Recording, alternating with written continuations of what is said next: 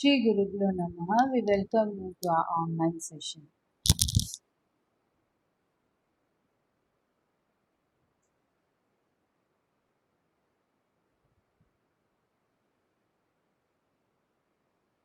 So, the previous chapters you would have come across consumer equilibrium theory, under which you would have seen the cardinal and ordinal approach to utility analysis and indifference curve map. So, this topic, theory of demand, is related to the quantity demanded by an individual or in a market. Now, first, you are going to see what are the introduction points, and then you'll be learning about the definition of demand and so on. So, here you can see that the various concepts that I introduced in this chapter, it is that how much to produce and what price to be charged, the various factors determining demand for a product, and it also explores the relationship between price and demand for a product, and it examines the impact of the potential factors that also influences its demand. Now, first of all, you are going to learn what is demand according to the microeconomics. The demand has five elements that fulfills. For example, if a layman, if you ask, the demand means according to the only desire. But according to microeconomics, the demand consists of five elements. For example, a father and a son. A father offers a birthday gift and he places a offer to his son, and the son places his desire of having a video game. So, video game is about a cost rupees 5,000, and the father has the purchasing capacity through credit card, that is consisting of rupees 10,000. Now, here the desire is there, and the time period is also suitable. So, here you can see that the time is convenient, the desire is there, the purchasing capacity is there, but one element is lacking, and that is the willingness, as the father is not willing to uh, offer a gift of video game that his son desires. So willingness is absence, and it doesn't fulfill the microeconomics demand. So here you can see that the quantity demanded individually is consisting of the elements of willingness, purchasing capacity, and the fixed price in a specific time period. So another example we want to know is related to a boy who moves from a school back to his home, and on the way he sees a ice cream stall, and he has a pocket money of rupees 20. So ice cream stall is near to his uh, home. On the way, the cost of the ice cream is just rupees 15. So he has the purchasing capacity, as the boy is having the desire to have an ice cream, but he changes the desire. The specific period suitable, he's on the way near to home, but the desire is there, but he changes his willingness. Instead of ice cream, he thinks about why not to have a cold juice that is at home, which is very close to his um, ice cream stall. So he changes his preference. His willingness is now for a juice, and he drops. So here the willingness is absent for the product ice cream. So the demand is not fulfilled. A demand is when it fulfills the five elements that is defined in this definition. Now you are going to learn the types of demand like individual and market demand and complementary and competing demands. Now what is individual and market demand? Now, individual demand denotes the elements of the consumer individual who demands a commodity that consists of five elements as defined in the microeconomics. Now, individual and market demand. It is just a person or a consumer that is the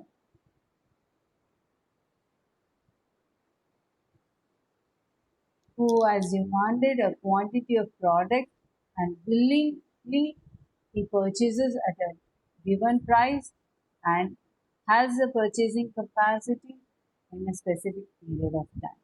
And market demand is related to all the individuals demanding a particular product at a given price with willingness and purchasing power in a specific period of time. So all individuals put together is called the aggregate demand. So the sum of all individuals' demand relates to market demand. Now you are going to learn the other concepts and what they are. The other factors other than price. What are the factors that influence the demand? They are income of a consumer. Income high or low will make a demand change. It can either prefer according to the income, the preference will change.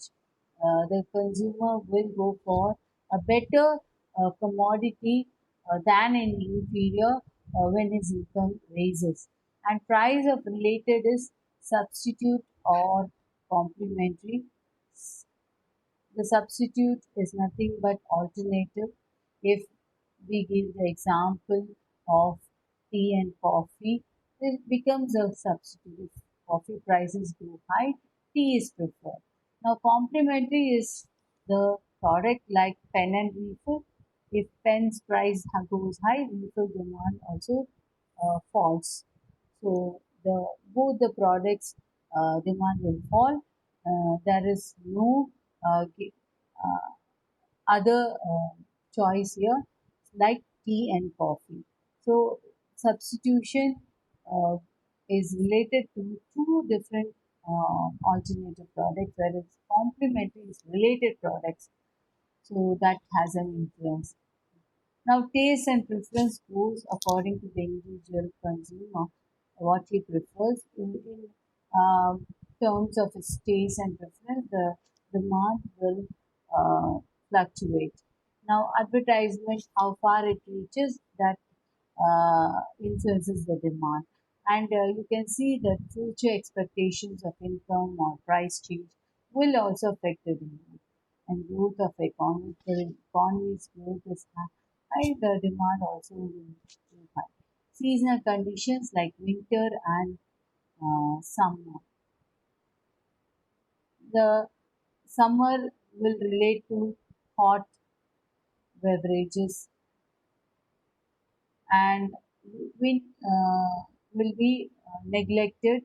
It is applicable under winter season and cold is preferred like ice cream or juice or tender coconut during summer.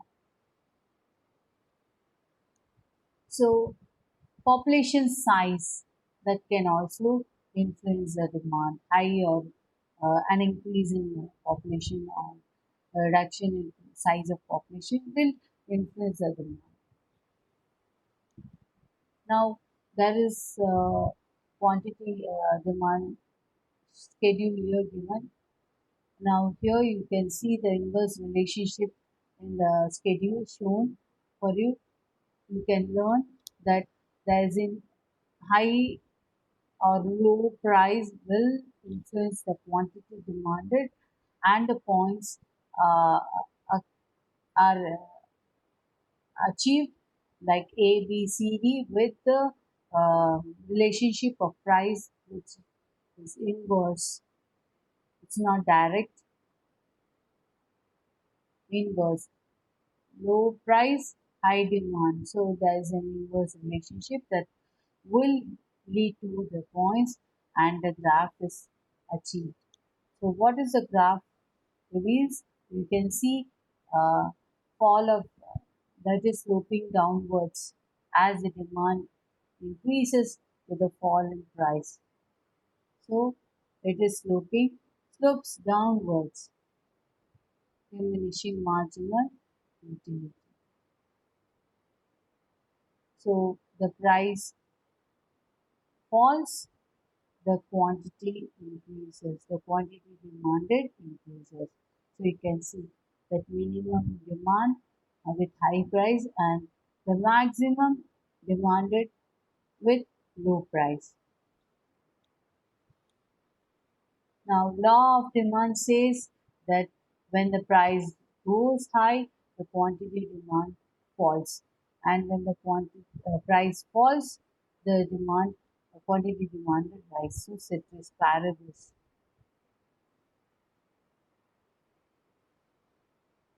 Now, here you can see demand function, which is not related to their syllabus. The expectation of law of demand shows the various effects uh, inferior goods, knob appeal, demonstration effect, etc. Now, change in demand versus change in quantity demanded are two different concepts that you will learn here. Now, first you're going to see how the demand curve shifts. It's nothing but the price is fixed, it's constant. The price rule is zero here, the constant, and other factors will determine other factors such as we had listed out, uh, or these factors will influence when the price remains constant at zero. Now, what are the factors I can repeat? It is income or taste and preference of the consumer, then seasons, and you can also see the size of population can influence, etc. Now, this price is constant, but other factors change that will shift the curve to other sides. Now, the price is fixed, but the quantity increases, though the price is fixed here at one particular price, but due to other factors, it influences. So, there is a change in it shifts the demand. So, the quantity increases or decreases due to other factors. Now, changes in non-price determinants of demand we have seen. Now, price change will influence the demand when non-price factors remain constant. What is that? It is just movement along the demand curve. It is due to the fluctuations in price and other demand determinants of demand are zero. It is constant. Now, you can see that the price of the quantity demanded is high or low. This inverse relationship already I've learned. Now, fluctuation in price is very much related to the movement of the curve. It goes along the demand curve, it doesn't shift. Here, the determinants of demand is constant. Um, there is the factors of demand remains constant, and the only price will show the fluctuations and make a change uh, in its approach, but it is only moving on the demand curve itself. It is not shifting. So its fluctuation in price is another determinant of demand that cause a movement along the demand curve itself. Now, why the demand curve slopes downwards, it's only due to law of diminishing marginal utility. As you kept learning that demand uh, goes on increasing and this marginal utility falls. So that is why the downwards sloping. And income effect, substitution effect, new consumers, multiple use of commodity, all are related and increases as the same demand curve will only slope downwards. So elasticity of demand is not to your syllabus according to the portion. Now in this lesson you are going to have only these concepts that you are learned. So price of elasticity you are going to learn in the next chapter. Thank you.